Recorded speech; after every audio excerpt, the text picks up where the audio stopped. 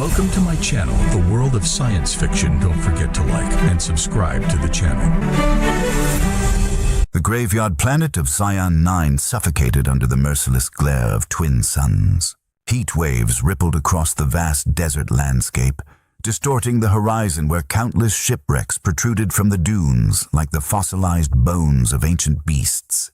Among these mechanical carcasses, a lone figure trudged through the scorching sand, his silhouette wavering in the oppressive heat.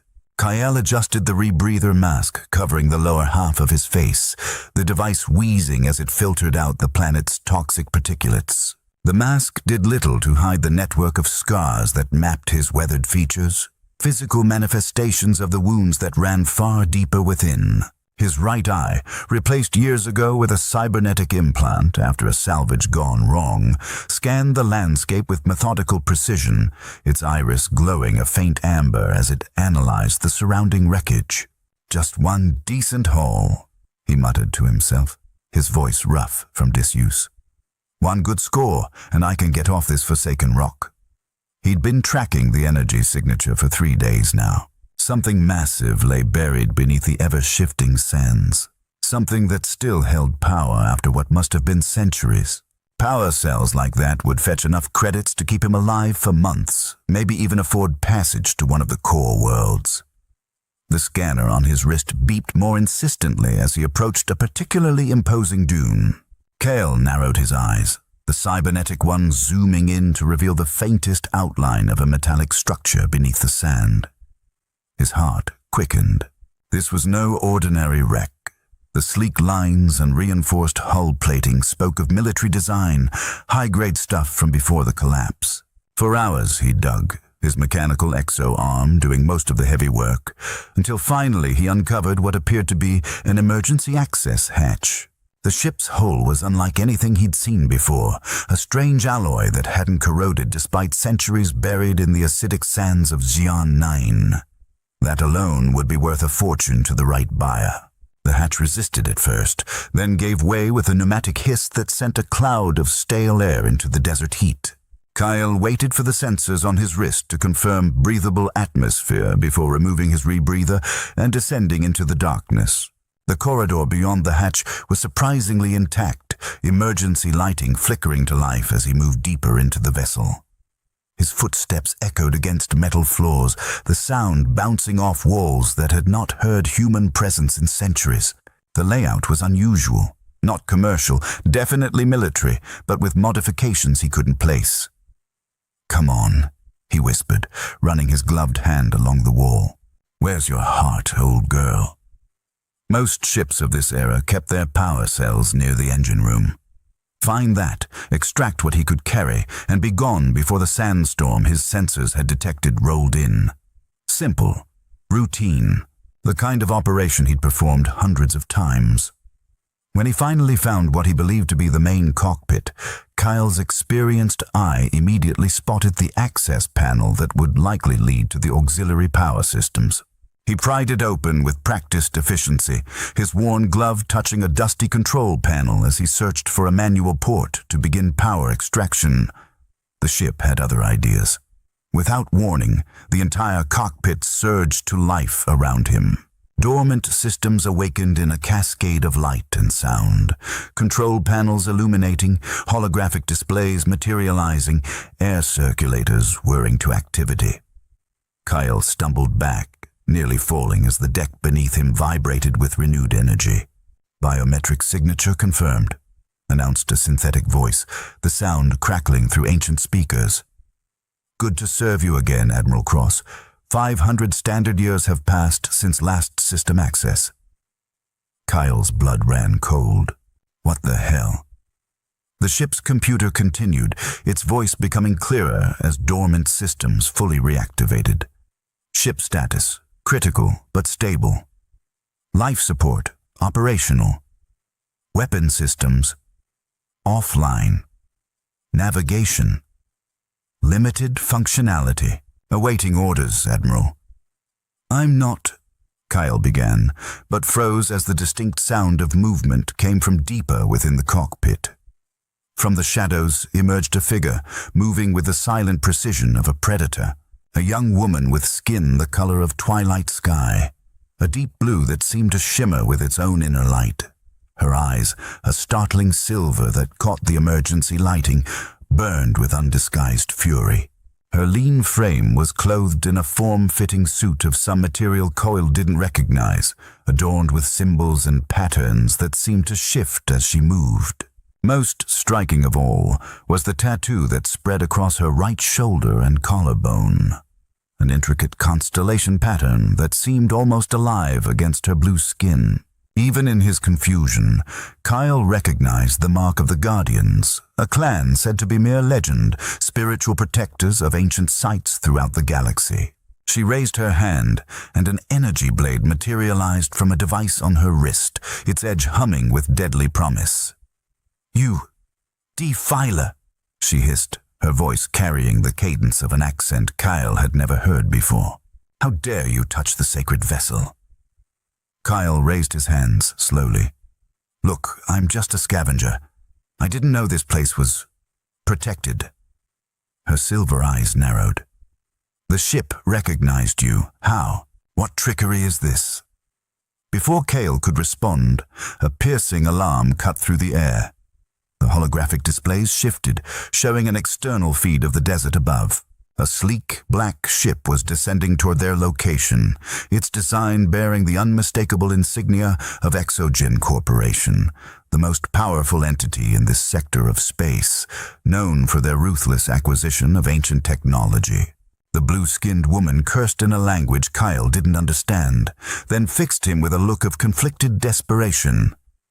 "It seems we both have enemies today," she said, deactivating her energy blade.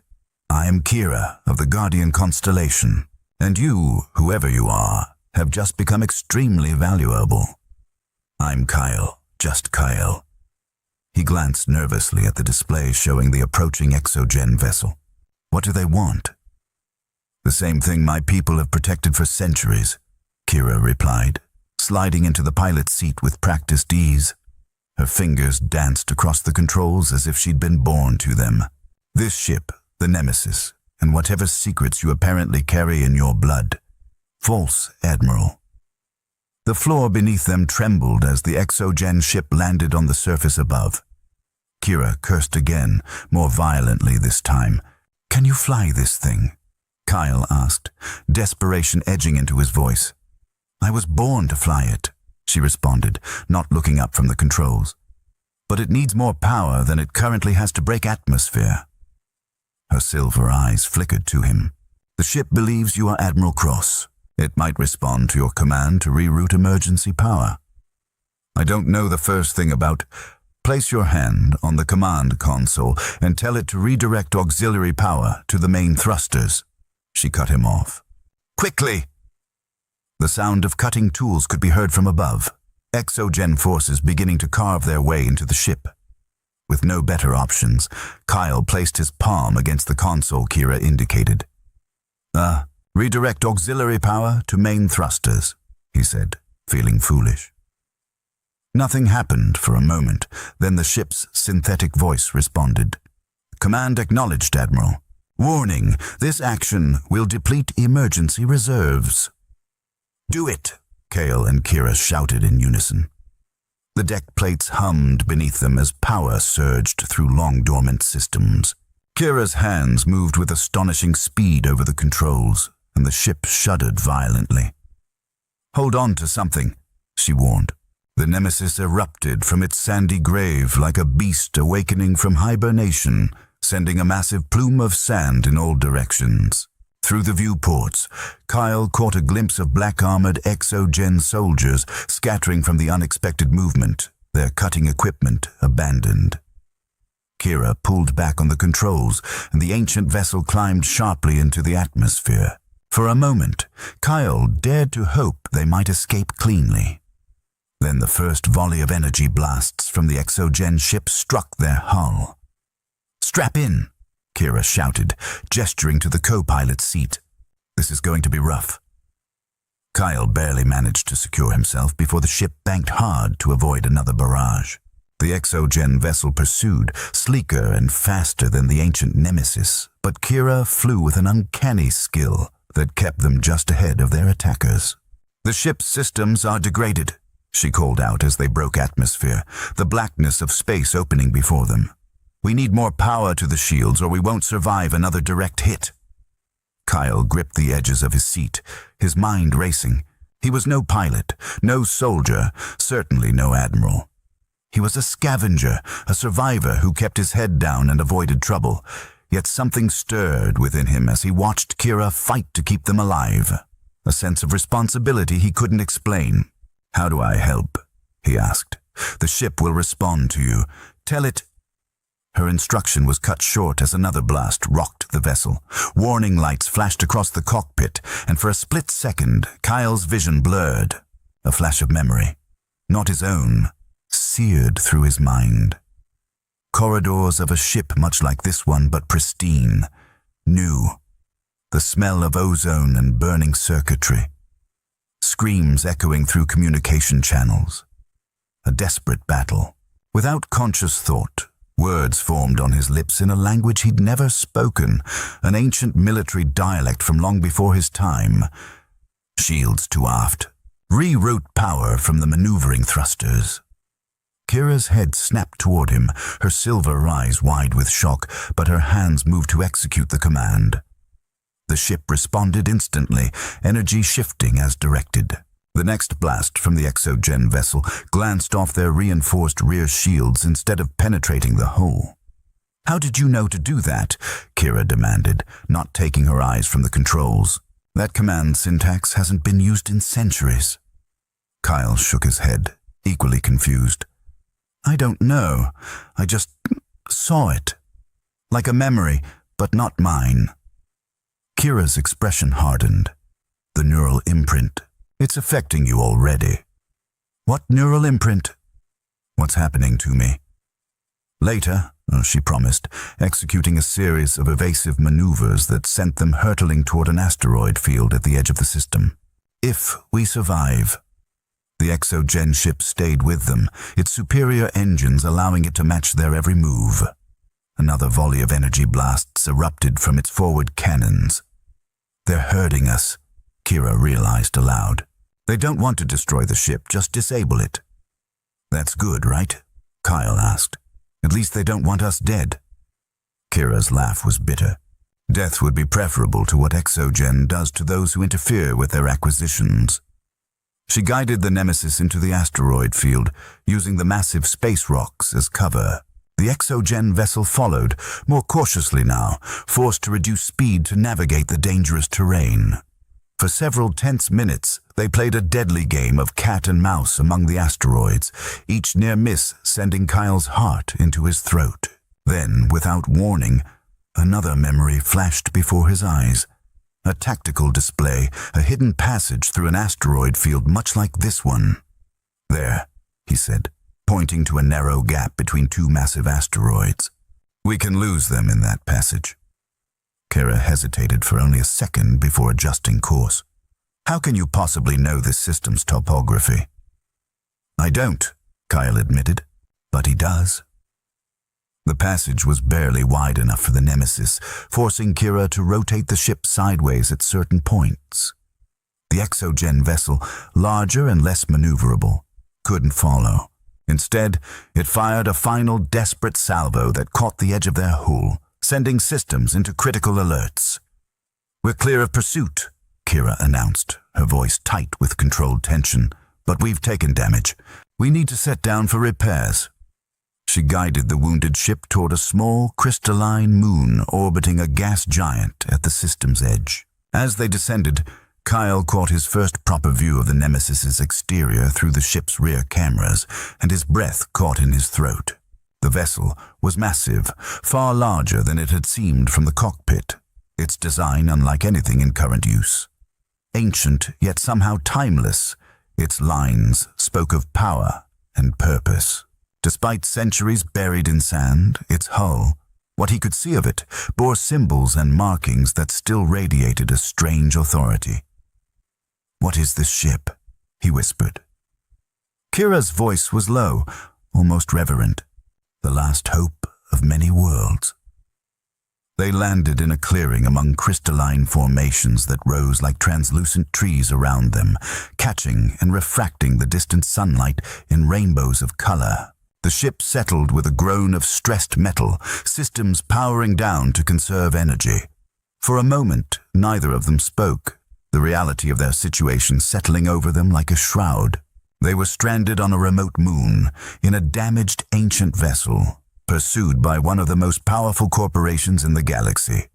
And somehow, impossibly, the ship believed Kale to be someone he wasn't, someone who had been dead for 5 centuries. Kyra unstrapped herself from the pilot's seat and stood, her movements fluid despite the tension radiating from her. We need to assess the damage and make repairs before Exogen tracks us here. Wait, Kyle said, remaining seated. You owe me an explanation. What did you mean by neural imprint? Why does this ship think I'm someone called Admiral Cross? And why are you and Exogen so desperate to possess it? Kira's silver eyes studied him for a long moment, as if weighing how much to reveal. Finally, she sighed, the ship's AI contains a neural imprint of Admiral Various Cross, one of the greatest military minds of the expansion era. The imprint is not just data. It's a complete copy of his consciousness, his memories, his knowledge. She gestured to the console where Kyle had placed his hand. Somehow, your genetic signature is nearly identical to his. The ship's systems detected this similarity and are now attempting to synchronize with you. Synchronize? What does that mean exactly?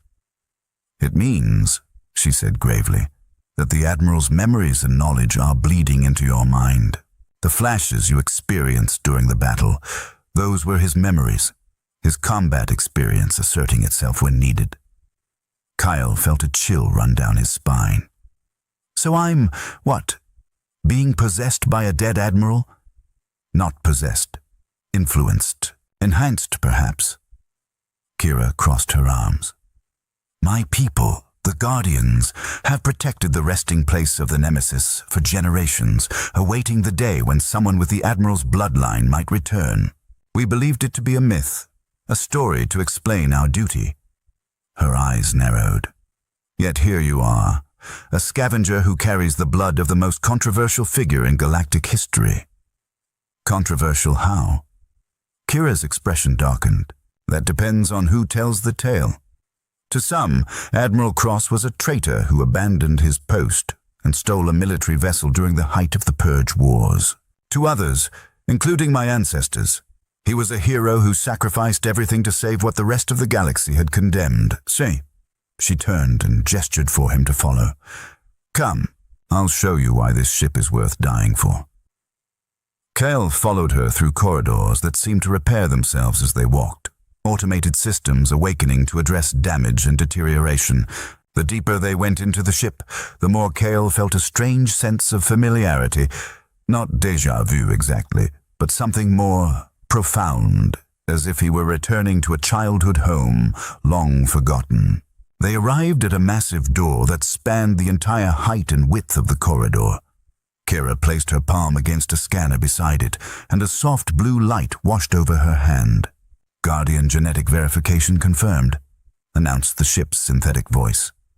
Secondary verification required for full access.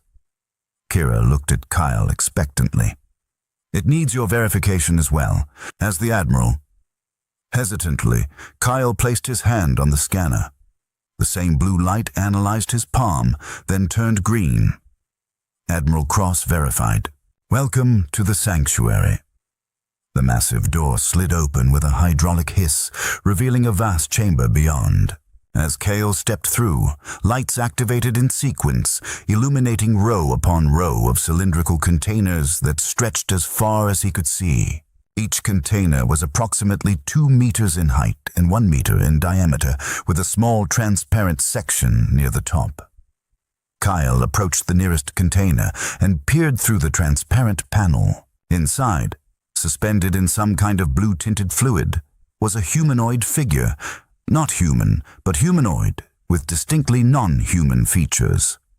The being appeared to be in a deep sleep, life signs monitored by small displays on the container's exterior. What is this? he whispered, though a part of him already knew the answer. "This," Kira said softly, "is why the Admiral betrayed everything he knew. Why my people have guarded this ship for centuries. Why Exogen would kill us both to possess it." She gestured to the endless rows of containers. "These are the last survivors of dozens of races that were deemed expendable during the Purge Wars.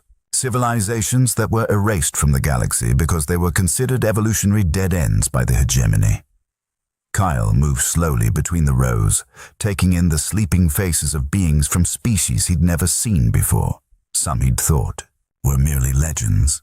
"The Nemesis is not a warship," Kira continued. "It's the Ark. Admiral Cross couldn't stand by and watch as entire civilizations were systematically exterminated. He stole this vessel, originally designed as a generation ship, and modified it to serve as a lifeboat. He saved as many as he could before vanishing into uncharted space." "How many?" Kyle asked, his voice barely audible. "Nearly 10,000 souls from 27 distinct species, the last of their kind." The weight of this revelation settled over Kale like a physical burden. No wonder Exogen wanted the ship. The genetic diversity contained in this chamber alone would be worth incalculable fortunes to a corporation that had built its empire on biological technology and weaponry. "And what does Exogen want with them?" Kira's expression hardened. Exogen rose from the ashes of the old hegemony's bioweapons division. They would harvest these people, their genetic material, their unique biological adaptations, to create perfect soldier slaves, biological weapons, whatever abominations their scientists can dream up. As she spoke, another memory flashed before Kale's eyes. A military council chamber, angry voices, his own voice, but not his, arguing passionately against something called the final solution. The faces around the table turned cold, dismissive. Betrayal. Kyle staggered, catching himself against one of the cryopods. "I'm seeing more of his memories," he gasped. The Admiral, he knew they would turn on him even before he took the ship. Kira moved to his side, her earlier hostility softened by concern. "The neural synchronization is progressing faster than I expected. We need to be careful. Too much, too quickly could damage your mind permanently. Why am I seeing these memories now? Why not before?" "The ship's systems were dormant until you activated them. Now that they're awake and recognized you as the Admiral, the synchronization process has begun." She helped him stand upright again. "The longer you stay connected to the ship's systems, the more of his memories and knowledge will transfer to you." Kyle looked around at the thousands of sleeping refugees. "These people have been in stasis for 500 years. Are they still viable?" Yes. The stasis technology used in the Ark was far advanced for its time. They could theoretically remain in suspension for another 500 years without degradation. Kira's voice took on a reverent quality. That was the Admiral's plan, to keep them safe until the Purge Wars ended, until the galaxy became a place where diversity was valued again, rather than exterminated. And has it become that place? Kira's silence was answer enough. A sudden alarm blared through the chamber, causing both of them to jump. The ship's synthetic voice followed. "Warning. Pursuit vessel detected entering lunar orbit. Estimated time to surface deployment. 15 minutes. "Exogen," Kira hissed. "They found us faster than I expected." "We need to get the ship operational," Kyle said, feeling a surge of protectiveness toward the sleeping refugees that surprised him with its intensity. "Can we repair the damage in time?" "Not completely, but we might manage enough to break orbit." Kira was already moving toward the door. "We'll need to divert power from non-essential systems." "What about them?" Kyle gestured to the cryopods. "Will they be safe if we start rerouting power?" "The stasis systems have their own independent power supply. They'll be fine as long as the ship itself remains intact." She paused at the doorway. "Are you coming, Admiral?" The title sent a shiver through him. "Don't call me that. I'm not him." Perhaps not yet, she replied. But we need him now, if we're going to survive. As they worked frantically to repair the ship's damaged systems, Kyle found himself drawing on knowledge he shouldn't possess, understanding the complex mechanics of a vessel 5 centuries out of date, recognizing components no modern engineer would identify.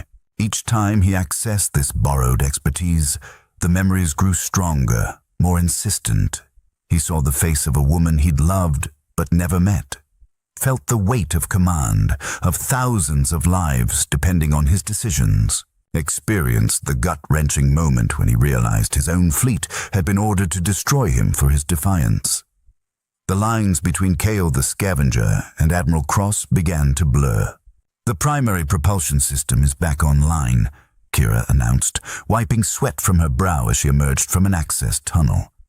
"Shields are at 40% capacity. It's not ideal, but it should be enough to break orbit."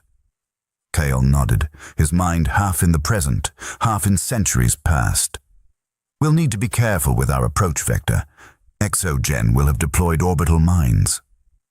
Kara gave him a sharp look. "How could you know that?" He blinked, coming back to himself. "Standard hegemony protocol for target containment. He wrote the manual." "The synchronization is accelerating," she observed, concern evident in her voice. "Are you still you?" "I think so," Kyle replied, but the uncertainty in his voice betrayed him. "It's strange. I can access his knowledge, his memories, but they feel separate somehow, like reading someone else's journal." "We should—" The ship shuddered violently, cutting off her words. A new alarm sounded. "Impact detected," the ship announced. "Hull breach in Section 14. Automated sealing protocols engaged." "They're here," Kira said grimly, drawing an energy pistol from her belt. "We need to get to the bridge now." They raced through the corridors, the sounds of distant explosions echoing through the ship. As they reached the main bridge, the view screens activated automatically, showing external feeds of exogen forces deploying around the Nemesis. Sleek black shuttles disgorging armored soldiers who moved with military precision. "Can we launch?" Kyle asked, sliding into the co-pilot's seat. Kira's fingers flew over the controls. "Not yet. The primary ignition sequence is still initializing. We need 2 more minutes." "We don't have 2 minutes," Kale muttered, watching as the exogen forces approached from multiple directions. Another memory surfaced. A desperate battle, a last-ditch tactic. Without conscious thought, Kale accessed a system he shouldn't have known existed. "Activating perimeter defense grid," he announced, his voice taking on the commanding tone of the Admiral. "What defense grid?" Kira asked, confused. "The weapons systems are offline." But even as she spoke, the ship responded to Kale's command. Panels opened along the Nemesis's hull, revealing not weapons but projectors that suddenly flared to life.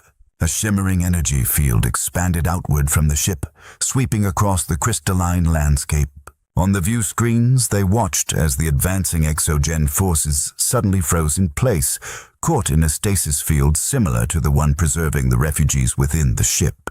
"Temporal disruption field," Kyle explained, the knowledge flowing from memories not his own. "It won't hold them for long, but it should buy us the time we need." Kira stared at him, a mixture of awe and wariness in her silver eyes. "That technology shouldn't exist. It violates every modern treaty on combat ethics." The Admiral was innovative in his final days, Kyle replied, feeling uncomfortable with the pride that accompanied the thought. The ship's engines rumbled to life beneath them, power building as the launch sequence completed.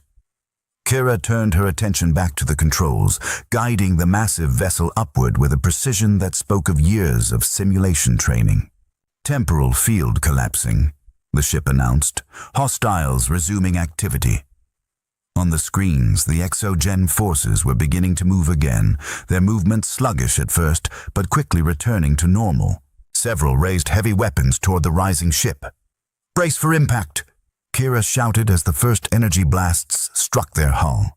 The Nemesis shuddered but continued its ascent, breaking through the moon's thin atmosphere and into the blackness of space. Immediately, alarms blared as the ship's sensors detected the orbital mines Kyle had predicted. "Evasive pattern cross 7, he ordered, the words coming automatically. Kara executed the maneuver without question, weaving the massive vessel through the minefield with a grace that belied its size. Each near-miss sent Kale's heart racing, but the confidence radiating from the Admiral's memories kept his voice steady as he called out adjustments and warnings. They cleared the minefield only to face a new threat. An Exo-Gen battlecruiser moving to intercept, its weapons arrays charging. "We can't outrun that," Kira said, her voice tight.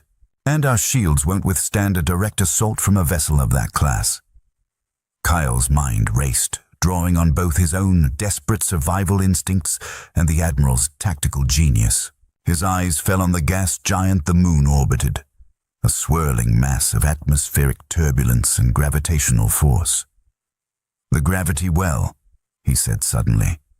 "We can use it to slingshot past them and execute an emergency jump." Kira's eyes widened. "A blind jump? That's suicide." "Not blind," Kyle insisted, accessing navigational data buried deep in the ship's memory. "There's a path. I can see it." Without waiting for her agreement, his hands moved across the console, plotting a course that seemed to make no logical sense, directly toward the gas giant, using its immense gravity to accelerate them beyond the Exogen cruisers. Ability to track, then executing a spacefold jump at a precise moment when the gravitational forces aligned just so. "This is madness," Kira muttered, but she followed his guidance, steering the Nemesis into the dangerous dance with gravitational forces that could tear them apart if miscalculated. The Exogen cruiser opened fire, energy beams lancing through space toward them. Most missed as the Nemesis's wild trajectory defied prediction, but one struck their aft section, sending damage reports cascading across the displays. "Hold course," Kyle commanded, his voice no longer entirely his own. "Prepare for jump on my mark." The ship groaned around them as it accelerated, structural integrity warnings flashing red across every console. The gas giant loomed larger in their viewports, its swirling storm seeming to reach for them like hungry tentacles. "Admiral," the ship's synthetic voice cut in. "The navigational calculations indicate a 97% probability of catastrophic structural failure if this course is maintained." "Override safety protocols," Kyle responded without hesitation. "Authorization cross Alpha 90. Safety protocols overridden, awaiting jump command." Kira shot him a look that mingled fear with a growing realization. "You're not just accessing his memories anymore, are you?" Kyle couldn't answer. The division between himself and the Admiral had become too blurred, the two consciousness merging in the crucible of crisis. He felt the weight of centuries pressing on him, the Admiral's guilt, his determination, his ruthless will to survive against all odds. "Jump in 3, he said, watching as the trajectory calculations aligned. 2, 1, mark.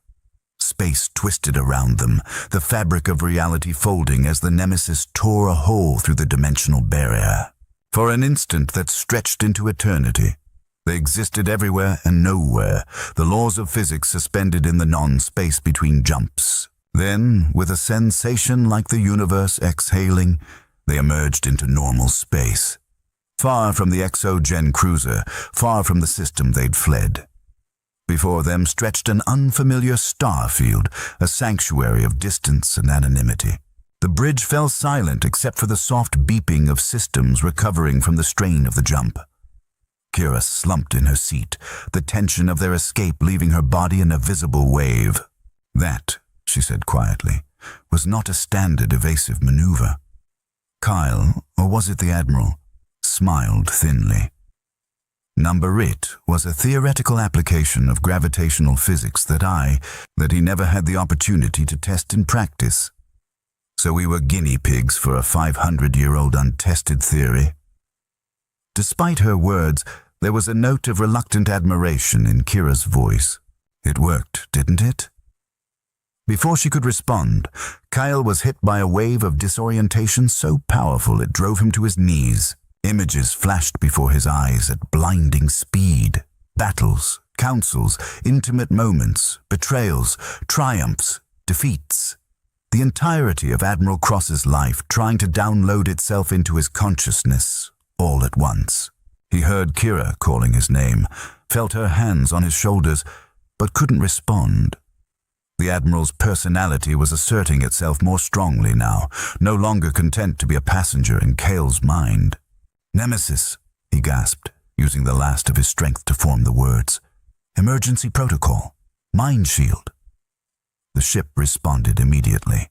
Emergency neural buffer engaged. Synchronization process suspended.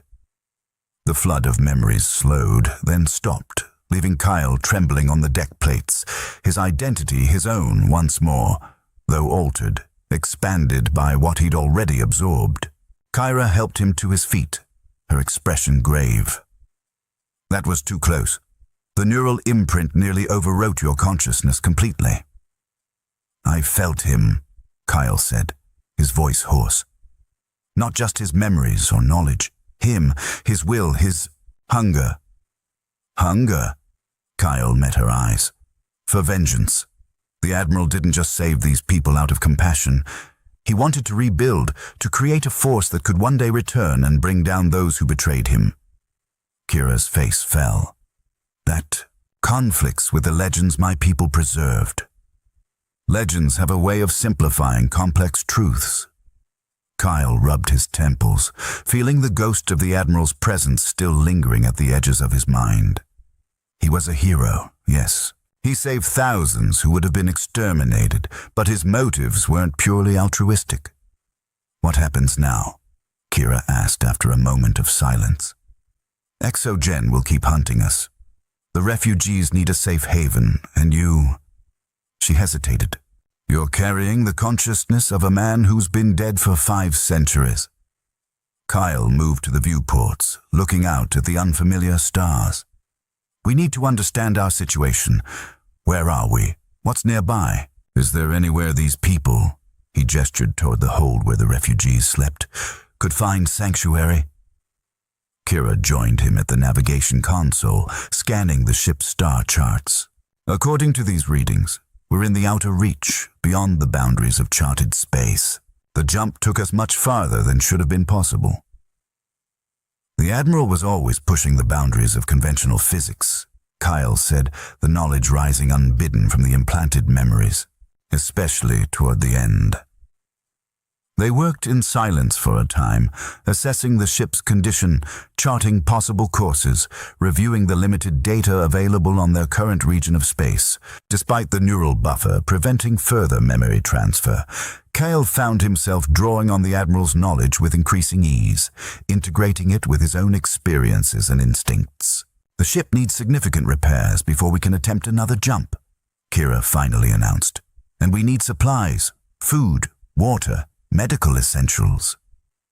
"There," Kyle said, pointing to a small planetary system on the edge of their sensor range. "The third planet shows signs of an oxygen-nitrogen atmosphere and liquid water. It might have resources we can use." Kira nodded and set course, the Nemesis moving at sub-light speed toward their destination. As the massive ship cruised through the void, Kyle felt the weight of responsibility settling more firmly on his shoulders, not just for himself and Kira, but for the thousands of souls sleeping in the hold, the last remnants of civilizations the galaxy had tried to forget. For 3 days they traveled, using the time to make what repairs they could and take stock of the Ark's resources. Kyle learned more about Kira and her people, how the Guardians had evolved from a small group of the Admiral's loyal crew who chose to remain behind when he hid the ship, swearing to protect it until his return or until someone worthy of his legacy appeared. "My ancestors believed he would come back," Kira explained as they shared a meal of reconstituted rations in what had once been the officers' mess. Generation after generation maintained the vigil, passed down the knowledge needed to recognize the ship, to understand its systems. They waited 500 years for a man who died centuries ago, Kale mused. They waited for hope, Kira corrected. The Admiral represented the belief that someone would stand against extinction, against the idea that any life was expendable. Her silver eyes studied him intently. Now that hope rests with you, whether you want it or not. Kyle had no answer for that. As they approached the planet, the ship's sensors revealed a bitter disappointment. The world was in the early stages of an ice age, its resources largely inaccessible beneath kilometers of glacial ice. There would be no resupply here. We need to conserve power, Kira said grimly. Shut down all non-essential systems and reroute energy to life support in the stasis chambers. They worked methodically, moving through the vast ship section by section, powering down systems that weren't critical to their survival. As they reached the engineering section, Kyle felt a strange pull toward a sealed door he hadn't noticed during their previous visits. "What's in there?" he asked, pointing. Kira frowned. "I don't know. That section isn't on any of the ship's schematics I've studied." Curious, Kyle placed his hand on the access panel beside the door. It scanned his palm, then the door slid open with a pneumatic hiss. Beyond lay a small, circular chamber dominated by a single piece of technology. A chair-like apparatus surrounded by complex machinery, all bearing the same design aesthetic as the rest of the ship, but somehow more refined, more advanced. "What is this?" Kira whispered, stepping into the chamber cautiously. Another memory surfaced in Kale's mind, this one crystal clear despite the neural buffer. "It's the Nexus," he said softly, "the Admiral's final project." "What does it do?" "It's designed to facilitate complete neural integration between a compatible host and the Admiral's imprint." Kyle approached the chair slowly, feeling both drawn to it and repelled by it. A perfect merger of two minds into one. Kira's expression darkened. A way for him to cheat death, to take over your body completely. "No." Kyle shook his head. "Not exactly. The process was designed to be symbiotic, a true fusion rather than an overwriting. The host personality wouldn't be erased, but changed, enhanced." He touched the chair's surface gently. The Admiral knew his knowledge. His experience would be needed by whoever found the Ark, but he didn't want to erase them. He wanted a partnership. "A convenient interpretation," Kira said skeptically. "How can you be sure?" Kyle couldn't answer. The truth was, he couldn't be sure. The Admiral's memories suggested noble intentions, but those memories were subjective, colored by the Admiral's own perspective and justifications. Before they could discuss it further, the ship's alarm systems activated. "Multiple vessels detected," the synthetic voice announced. "Configuration matches Exogen fleet signatures." "Impossible," Kira gasped. "They couldn't have tracked us through that jump." They raced back to the bridge, where the sensor displays confirmed their worst fears. 3 Exogen warships approaching rapidly, weapons charged. They must have placed a quantum tracer on the hull during the ground assault, Kyle realized, the Admiral's knowledge filling in the tactical implications. It would have survived the jump and led them straight to us. "Options?" Kira asked tersely, sliding into the pilot's seat. Kyle reviewed their situation with the cold clarity the Admiral's military training provided. The Nemesis was damaged, underpowered, with minimal offensive capabilities. The Exogen fleet outgunned them by orders of magnitude. Running would only delay the inevitable. "We fight," he said grimly. "With what? The weapons systems are barely functional." "Not the conventional weapons." Kyle accessed systems deep within the ship's architecture, ones that didn't appear on any standard schematic. The Admiral built this ship with contingencies for every scenario, including being outnumbered and outgunned. The console beneath his hands reconfigured itself, revealing controls for systems Kira had never seen before. Her eyes widened as she realized what he was doing. "Those are offensive temporal weapons," she said, her voice hushed with shock. "They've been banned by every civilized world for centuries." "We're not in civilized space," Kyle replied. the Admiral's ruthlessness bleeding through, and Exogen isn't playing by civilized rules. The approaching ships launched a volley of warning shots that rocked the Nemesis. A communication request flashed on their screen. "Should we respond?" Kira asked. Kyle nodded, continuing to prepare the hidden weapons systems. "Let's hear what they have to say." The screen activated to show the face of an Exogen commander, a severe-looking woman with augmented eyes that glowed with an unnatural blue light. "Unauthorized vessel," she began without preamble. "You have stolen Exogen property and fled corporate jurisdiction. Power down your systems and prepare to be boarded. Compliance will be rewarded with leniency." "This ship and its contents do not belong to Exogen," Kyle responded, consciously channeling the Admiral's authoritative presence. "Withdraw your vessels immediately or face the consequences." The commander's augmented eyes narrowed. "You're in no position to make demands, Scavenger. Our scans show your vessel is damaged and your weapons systems are offline. Surrender now, or we will take the ship by force and space both of you." "You've made a critical error in your assessment," Kale replied coolly. "This isn't just any ship." He cut the communication and turned to Kyra. "Prepare for evasive maneuvers on my mark. I need 30 seconds to bring the temporal disruptors online." Kyra's hands hovered over the controls, conflict evident in her expression. "These weapons, they don't just destroy ships. They erase people from existence. Every ethical code my people maintain forbids their use." "I know," Kyle said softly. "And if there were any other way?" The Exogen fleet moved into attack formation, their intent clear. In moments, they would open fire with everything they had, crippling the Nemesis and boarding to capture the precious cargo of refugees and the even more valuable technology the ship contained. Kyle felt the Admiral's certainty, his cold calculation that the ends justified the means. These weapons had been created for exactly this scenario, when the survival of the Ark and its passengers was at stake.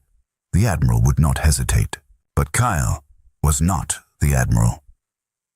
"Wait," he said suddenly, pulling his hands back from the weapons controls. "There's another way." "What are you thinking?" Kira asked, hope mingling with skepticism in her voice. "The gas giant technique, but reversed. We can create a temporal rift that will disrupt their targeting systems without erasing their crews from existence." He began reconfiguring the controls. "It won't destroy them, but it should give us the window we need to escape." Relief flooded Kira's features. That might work. They acted quickly, Kale repurposing the temporal weapons to create a controlled distortion in space-time rather than the catastrophic erasure they were designed for. As the Exogen fleet opened fire, Kira executed a series of evasive maneuvers that would have been impossible for a vessel of the Nemesis's size without the Admiral's modifications. "Temporal disruptor ready," Kyle announced, targeting the space between their vessels. "Fire!" The weapon discharged, not as a beam or explosion, but as a ripple that spread outward from the Nemesis, distorting light and matter as it passed. The effect on the Exogen fleet was immediate. Their precisely coordinated attack fell into disarray as their sensors failed to compensate for the temporal anomaly. "Now!" Kyle shouted. "Full power to engines." Kira pushed the damaged vessel to its limits, accelerating away from the confused Exogen ships. For several tense minutes, they expected pursuit, but the temporal disruption had done its work well. By the time the Exogen fleet regained their bearings, the Nemesis had vanished into the depths of space. They traveled for days, making random jumps to throw off any possible pursuit, pushing the ship's systems to their limits. Each jump took them further from charted space, into regions unknown to modern navigation. During this time, the balance between Kale and the Admiral shifted subtly. With the neural buffer in place, the Admiral's persona no longer threatened to overwhelm him, but Kyle found himself voluntarily accessing more of the Admiral's knowledge, seeking understanding of the man whose legacy he now carried. What he found was complex. A brilliant military strategist, driven by principles at odds with his society, a man willing to sacrifice everything to save those deemed unworthy of life, yet also capable of creating weapons that violated the very ethical standards he claimed to uphold. The Admiral had been a hero to some, a traitor to others, and perhaps both simultaneously. More troubling were the Admiral's plans for the refugees once they awakened. Not just to find them sanctuary, but to forge them into a force that could challenge the very power structures that had condemned them. The Admiral had envisioned himself leading this new society, this army of the forgotten, back to claim justice from those who had betrayed him. It was this revelation that brought Kale to the Nexus chamber once more, Kira at his side. "You're considering it," she said. "Not a question, but an observation." "The full integration," Kyle confirmed. "It would give me, us, complete access to everything he knew. All his tactical knowledge, his understanding of the ship's systems, his plans for the refugees. And it would give him access to you," Kira countered. "Your compassion, your identity, your future. Are you prepared to share your existence with a man from another century? A man whose goals may not align with your own?" Kale stared at the Nexus chair, feeling the weight of decision. "What choice do I have? Without his knowledge, I don't know if I can keep these people safe. Without his understanding of the ship's systems, we might never find a suitable world for them." "There's always a choice," Kira said softly. "That's what separates us from machines, from programming, the ability to choose a different path than the one laid before us." Before Kale could respond, the ship's alarms blared once more. "Multiple vessels detected," the synthetic voice announced. "Configuration matches Exogen fleet signatures. Estimated time to weapons range, 7 minutes. "How?" Kira exclaimed in frustration. "We've made a dozen random jumps." The answer came to Kyle in a flash of the Admiral's memory. "The refugees. Each stasis pod contains a quantum-entangled tracker, a safety measure to ensure none would be lost if the ship had to separate. Exogen must have obtained the tracking frequency." They rushed to the bridge, where the sensor displays confirmed their fears. Not 3 ships this time, but 7. A full battle group arrayed against them. "We can't outrun them," Kira said grimly. "And another temporal disruption won't work twice." Kyle's mind raced through options, drawing on both his survival instincts and the Admiral's tactical genius. Neither offered a solution that didn't end with the capture of the Ark. "There's only one way," he said finally. "The Nexus." Kira's eyes widened. "You can't be serious. That's exactly what he would want." "It's what we need," Kyle insisted. "A complete integration would unlock all the ship's systems, all its capabilities. The Admiral designed contingencies we haven't even discovered yet. And if his personality overwhelms yours, if his desire for vengeance determines our course..." Kale met her gaze steadily. "Then you'll have to stop me." Without waiting for her response, he turned and ran back to the Nexus chamber. Behind him, he heard Kira following, her footsteps echoing his urgency. The Nexus chair awaited him, its complex mechanisms dormant but ready. Kyle sat down, feeling the chair conform to his body, sensors activating to monitor his vital signs. "Are you sure about this?" Kira asked, standing at the chamber's entrance. "No," Kyle admitted, "but I'm sure about what happens if I don't try." He placed his hands on the neural interfaces built into the chair's arms. "Nemesis, initiate Nexus protocol. Authorization Cross Alpha 1. "Nexus protocol initiated," the ship responded. "Warning, full neural integration carries significant risks to host consciousness. Proceed." Kyle took a deep breath. "Proceed." The chamber darkened as energy flowed through the Nexus apparatus. Kyle felt a tingling sensation that quickly grew into something more intense. Not pain exactly, but a pressure that seemed to fill every cell of his body. Then came the flood. Not memories this time, but consciousness itself. The Admiral's essence poured into him, no longer fragmented glimpses, but a complete persona with all its knowledge, experiences, emotions, and intentions. For what felt like an eternity, two minds struggled for dominance within a single body. The Admiral's iron will, honed by decades of military command, pressed against Kale's stubborn survivalist nature. Neither would yield. In that mental battlefield, Kale finally saw the Admiral clearly, not as a hero or villain, but as a man haunted by failures, driven by guilt, sustained by the belief that his cause was just. He saw the atrocities the Admiral had witnessed, the impossible choices he had faced, the weight of responsibility that had nearly broken him, and the Admiral saw Kale, the orphaned child scraping survival from the margins of society, the young man who learned that trust was a luxury he couldn't afford, the scavenger who kept moving because stopping meant death. He saw Kyle's capacity for compassion, despite a life that had offered him none, his ability to adapt and survive against impossible odds. Gradually, the struggle gave way to something else. Understanding, then acceptance, then synthesis. Not one consciousness overwhelming the other, but a true integration, each filling the gaps in the other. When Kyle opened his eyes, he was both himself and more. The Admiral's knowledge and experience were his to command, but filtered through his own moral compass, his own identity. Kira stood over him, concern etched on her features. "Kyle, is it you?" "Yes," he replied, his voice steady. "And him, but I am still myself." The ship shuddered as the first exogen weapons fire struck their shields. "We have 5 minutes before their next volley breaches our defenses," Kira reported. Kyle rose from the chair with new purpose, his movements carrying the confident authority of the Admiral tempered by his own pragmatic efficiency.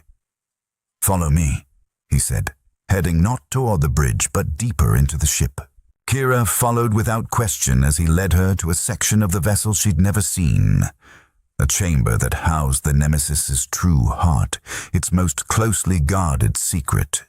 The Admiral called it the Crucible, Kyle explained, accessing controls that responded instantly to his touch. "It's what makes this ship unique." Before them stood a massive spherical device, pulsing with energy that seemed to bend light around it. The technology was unlike anything in current use, perhaps unlike anything that had ever existed outside this ship. "What does it do?" Kira asked, her voice hushed with awe. "It creates possibilities," Kale replied, the Admiral's knowledge flowing through him. "It can generate a quantum field that alters probability itself within a defined radius." Understanding dawned in Kira's silver eyes. That's how he saved so many during the Purge. He didn't just evade the hegemony fleets, he changed the probability of encounter. "Yes, and now we're going to use it to ensure these people have a future." Kyle's fingers danced across the controls with confident precision, but not the future the Admiral originally planned. The ship rocked again as another volley struck their shields. "Shields at 30%, the synthetic voice announced. "Critical failure imminent." "Whatever you're planning, do it quickly," Kira urged. The Admiral wanted to use these people to build an army, to return and exact vengeance on those who betrayed him, Kyle explained as he worked. But those people are long dead. Their institutions have evolved or fallen. Vengeance is a ghost from another time. The Crucible began to pulse more rapidly, the energy field around it expanding. "What are you doing exactly?" Kira asked. "Changing the parameters. The Crucible can alter probability within certain limitations. I'm setting it to find us a world, one suitable for all the various species in our cargo, one beyond Exogen's reach. Such a world might not exist." "Then we'll make it exist," Kyle said simply, "by changing the probability that it does." The ship shuddered more violently as the Exogen fleet closed in, their weapons beginning to penetrate the failing shields. "Crucible at full capacity," Kyle announced, "initiating probability field now." The energy from the spherical device expanded outward, engulfing the entire ship in a radiance that defied description. Not light exactly, but potential made manifest. On the sensor displays, space itself seemed to ripple and fold around them. "What's happening?" Kira asked, gripping a console for stability as the deck plates vibrated beneath them. "Reality is adjusting," Kale replied, monitoring the crucible's outputs. "The field is searching across quantum possibilities, finding the path that leads to what we need." Outside the ship, the Exogen fleet suddenly seemed to waver, as if seen through heat distortion. Their weapons fire passed harmlessly through space where the Nemesis had been moments before, though the ship hadn't physically moved. "They can't see us," Kira realized.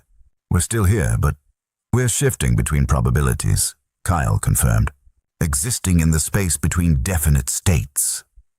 The sensor displays flickered, then stabilized to show something new.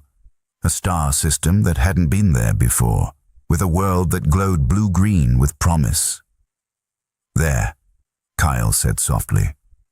"That's our destination." "But how?" "That system wasn't on any of our scans.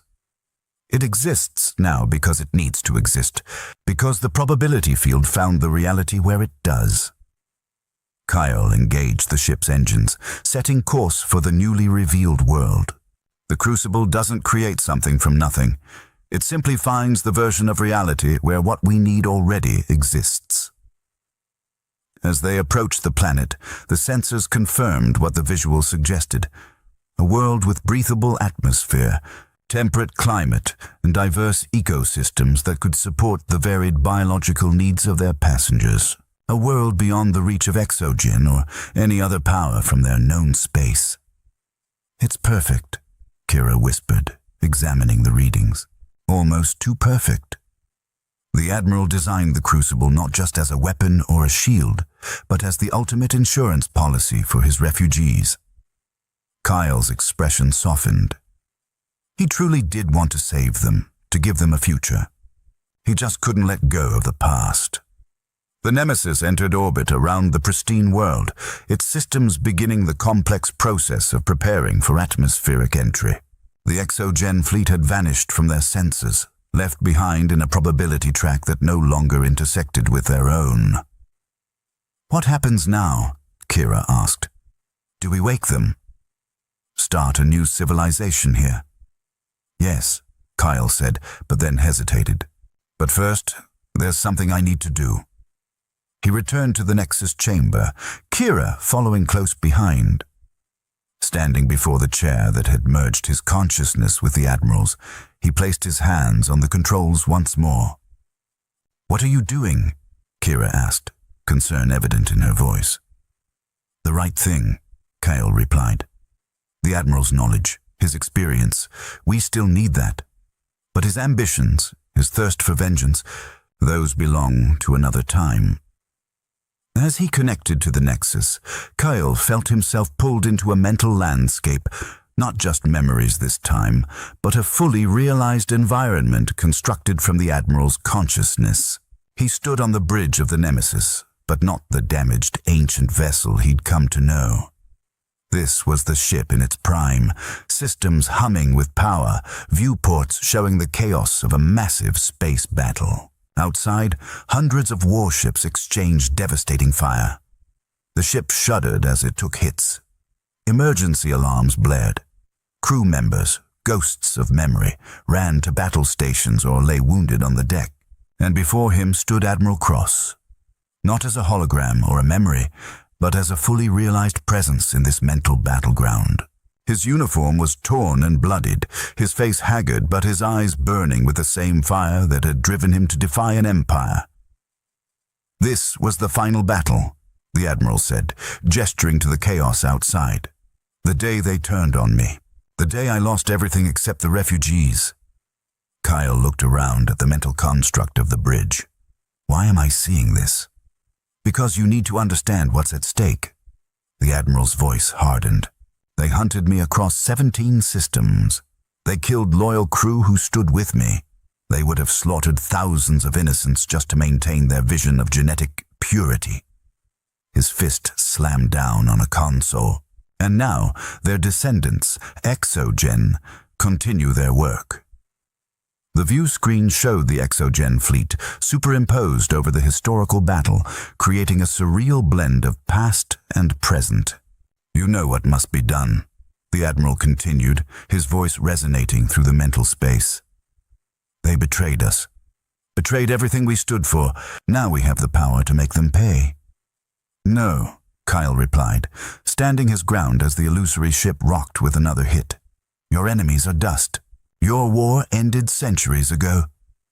"The institution remains," the Admiral thundered, and the mental construct darkened with his rage. Lightning crackled across the ceiling as the Admiral's emotions manifested physically in this shared mindscape. Exogen is their legacy, the same evil, wrapped in a new name. "And we'll fight them," Kyle agreed, stepping closer despite the intimidating display. "But not for vengeance, for the future of those we've saved." The Admiral's eyes narrowed. "You're weak, a deserter who couldn't even save a single family.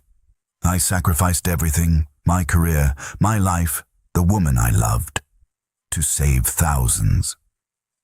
The accusation stung, but Kyle refused to back down. "And that's your true legacy, not revenge, but redemption, not destruction, but preservation."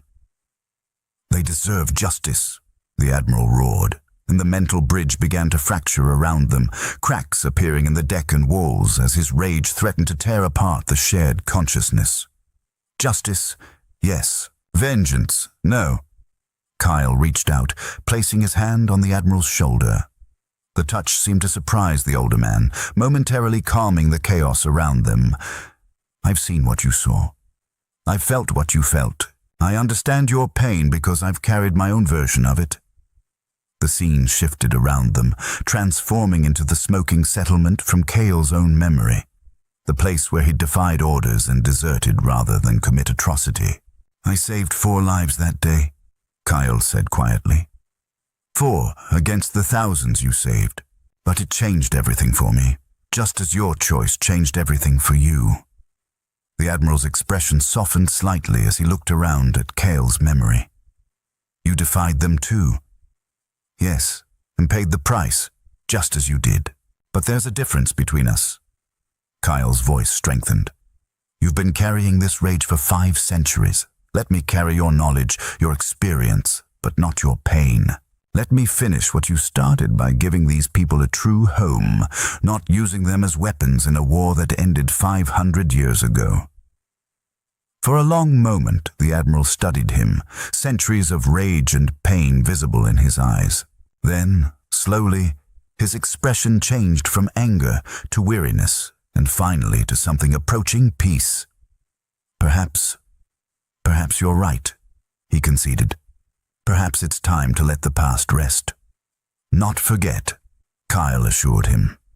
"Never forget, but move forward." The Admiral nodded, and the mental construct around them began to shift once more, the battle fading, the bridge transforming into a peaceful vista overlooking a world of beauty and promise.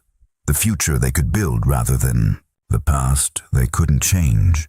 "Save them," the Admiral said, his form beginning to fade into mist. "Give them the future I couldn't." "I will," Kyle promised. "We will." As the Admiral's form dissolved completely, Kale felt the weight of centuries of bitterness and rage lifting from his mind, leaving behind the wisdom and experience without the emotional burden. When Kale opened his eyes, he was back in the Nexus chamber, Kira watching him with concern.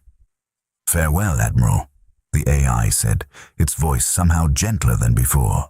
Then, after a pause, "Hello, Captain Kale." Kira stepped forward, placing a hand on his shoulder. "What now, Captain?" Kyle looked out through the viewports at the beautiful world waiting below, then thought of the thousands of souls sleeping in the hold, the last of their kind, about to be given a second chance. "Now," he said with quiet determination, "we build something new,